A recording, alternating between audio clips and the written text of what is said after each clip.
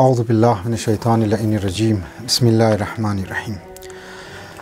زن من درباره حجاب مباحث را دنبال مونیده و بسیاری از مطالب درباره حجاب مطالب بیان کردم خدمت شما. امروز میرسی درباره رابطه حجاب کدی استحکام یک سوسایتی یا استحکام یک معاشره، یعنی در دیگه معنی اگر در منی یک سوسایتی حجاب پیدا رواج پیدا کرد، در منی سوسایتی چی نکاتی مثبت پیدا میشه، یعنی از خود چی اثراتی مثبت داره و امیتر اگر به حجابی منی یک سوسایتی پیدا شونه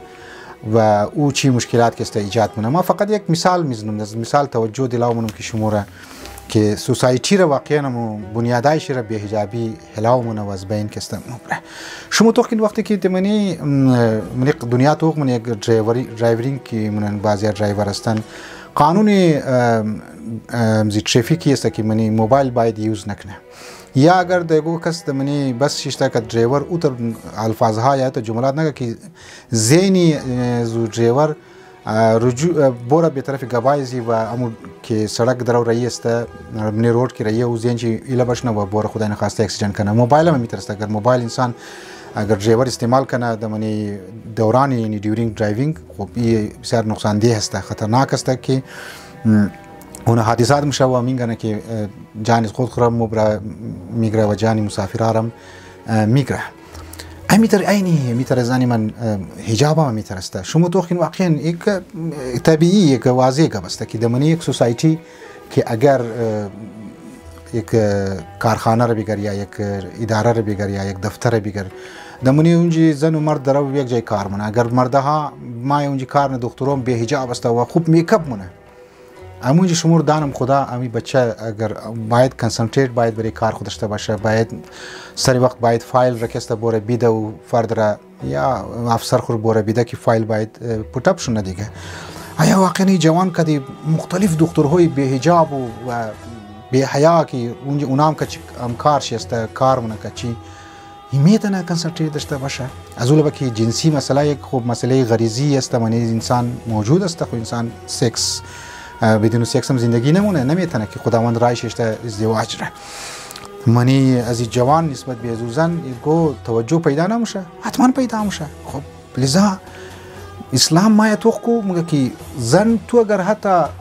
برو موری اسلام خلاف از اینه که زن برو نره کار نکنه یا زحمت نکشه یا دیگه فکری کار نکنه یا اداره کسته کار نکنه، نه مگه تو برو بور، لیکن امو قیودی را که تو میخوای بوری اور باید رعایت کنی. همون حجاب خو باید رعایت کنی. یک جوان رو تو باید توجهش طرف از خود جلب نگو که تو سبب شونی که او از امزو کار از خود خو امزو هدفی از خود خو یا از هدفی از او فکری کی از خود داره او فکری از هدف خود دور بمونه یا بچه کسی چون تمام فکرش طرفی از تو است دیگه. لذا اسلام ایره میخواه که تو اگر خانومی که تو موری یا زنی که تو موری کتی انواع و اقسامی رنگه ها و میکاپ ها تو وارد یک فکری شونی یا یک اداره شونی خب اونجا که تو هم کارای تو هم اگر یک بچه باشه خب اون فکری از بین موره و همین طرز زنی من دمنی سوسایتی انسان توق منه واقعا که اگر من یک سوسایتی به حجابی پیدا شونه تمام دخترو به حجاب باید بوره امزو اهداف کلی بسیار مهمی قوم اونها از بین موره رفته نمیتونه، یک ملک تا پیش رفته نمیتونه. ای که یورپ رو مثال چی میزنه که اونجا آزادی شده مردم طرفش توق نمی دروغ است. ما بارها در خدمت شما گفتم که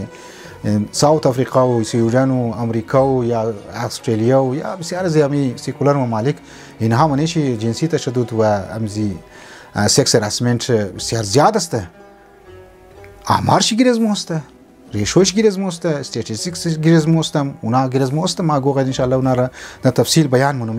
لذا اسلام که ما یا مولنا دیات شما باشه که ما فلسفه حجاب که اسلام مگه اصل مسئله شمی که جنسی بیراروی راجی بگیره. زن مگه تو باید مری برو کی بور شدی برشو برو کار کو زحمت بکش، خلاف نیست اسلام، لیکن از خود خوینی قیود داره که تو نباید از خاطر به حجابی خو آزادی کارهای دیگر سلب کنی. ای باید طرف شی شما باید توجه کنی. اسلام واقعا قربان شم 14 سال پیش که امده گواره گفته از پس پشت از خود که فلسفه داره، حکمت داره که مو